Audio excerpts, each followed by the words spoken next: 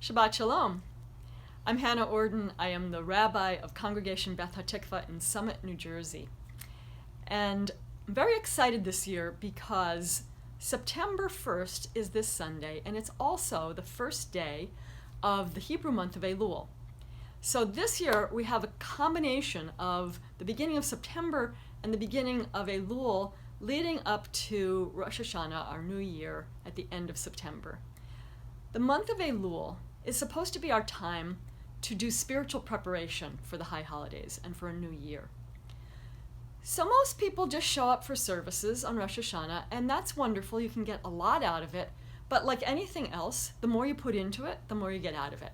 So if you spend some time over the previous month really doing some soul searching and preparation for the holiday, I can guarantee you'll get more out of it. So let me make a few suggestions. The obvious one is to spend some time during the coming month thinking about the past year. What are the things that you feel good about? What are the things you think you could have done better? What are the things that gave you pleasure and joy? What are the things that you really didn't enjoy that much and you could just get rid of?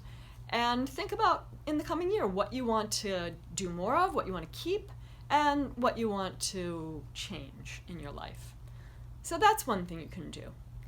Another thing you might think about is the way that you use language. We don't often realize how powerful speech can be, and it can be either positive or negative. So one thing you could do during Elul is you could decide to be careful about your speech and really pay attention to whether you're using language to encourage people and appreciate people and tell people that you care about them, or whether you're using language to complain and criticize and kvetch, as we say in Yiddish.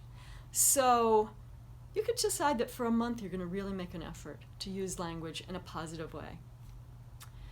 Another possibility that I never heard about before, but I just learned about this year, is apparently there's an old tradition of eating plums and pears during the month of Elul.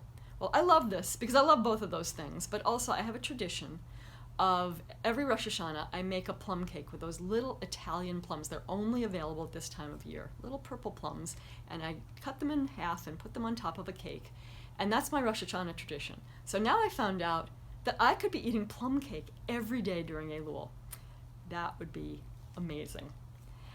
So I'm going to, add some other ideas in the coming weeks, so stay tuned. But I would also really love it if you have ideas of how you could use this time, this month, to prepare for a new year. And if you would, put those ideas into the comments below, I'll try to use some of those next time I talk, and hopefully we can figure out some great ways to make this time meaningful.